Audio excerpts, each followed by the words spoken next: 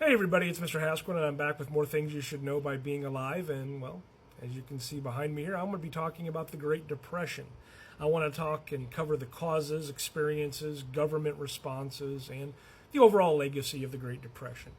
I understand that I won't be able to cover all the details, the nuances, the minutia, the trivia, and stuff that goes along with it, but I want to kind of just hit the bigger spots. As in my class, I call them the bumpy spots, like on a relief map, the parts that get noticed. So let's go ahead and talk about the Depression. First off, what was the Great Depression? Well, the Great Depression was the worst economic downturn in U.S. history. It lasted roughly from 1929 until 1941. Unemployment spiked at 25% at its peak, their jobs, their homes, their savings. But before the Depression, what was going on? Well, the 1920s saw economic growth and just improved consumerism on the heels of the end of World War I. Credit and installment plans allowed people to buy and live beyond their means. The stock market boomed, but much of that was based on speculation. There were some warning signs. There was the unequal wealth distribution, agricultural overproduction, which led to falling prices. Industries were slowing down while the stock prices were rising. And then on October 29th, 1929, we have Black Tuesday and the stock market crash. Stocks lost massive value and it wiped out many others. The crash triggered a banking crisis as banks had invested heavily in the market and many people rushed to the banks to withdraw their savings. And, well, as thousands of banks failed, other folks experienced the just elimination, the wiping out of life savings. Businesses closed due to falling demand, and it led to massive layoffs across the country. Unemployment soared from 3% to 25% in the span of a few years. And then, in the 1930s, we experience the Dust Bowl. The Great Plains they faced severe drought and dust storms.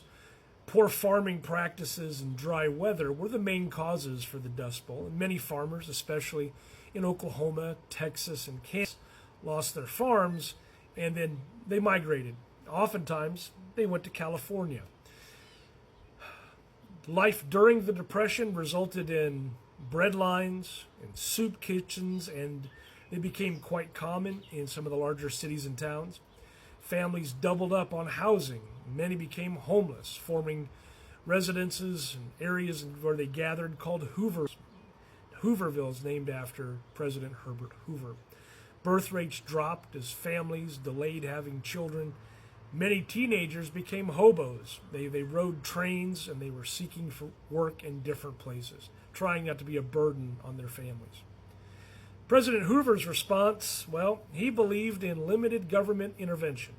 He tried measures like the Reconstruction Finance Corporation to help businesses, but the aid didn't reach struggling people near fast enough. And Hoover's reputation suffers a great deal, and many people blame him for his inaction. Then we have the election of 1932.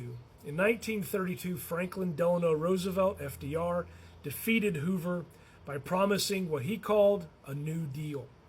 Americans wanted hope, government action, and they wanted those things to address the crisis they were all facing.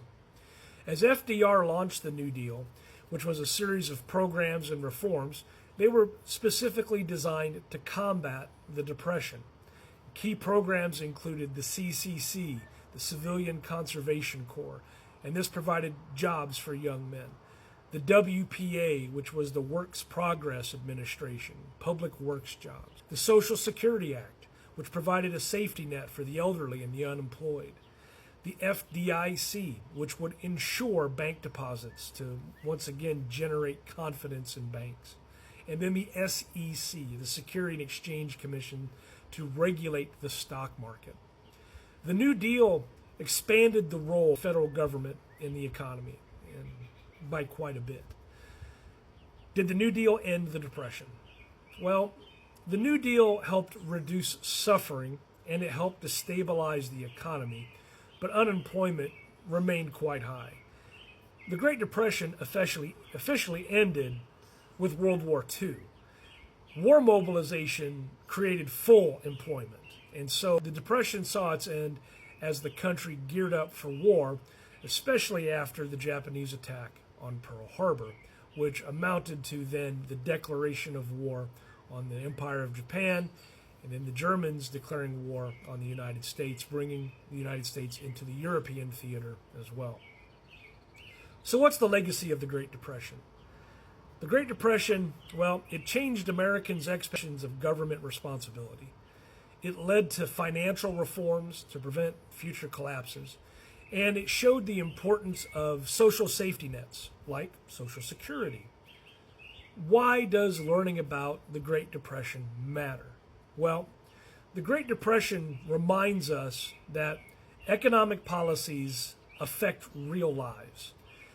It reminds us that inequality and speculation can destabilize systems. And it reminds us that collective action and government policy can help in crises. The Great Depression reshaped America. It led to reforms, government safety nets, and lessons we still learn from today.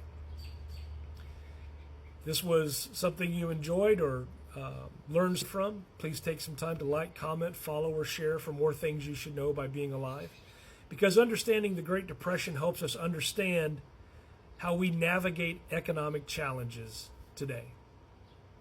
Thanks for watching.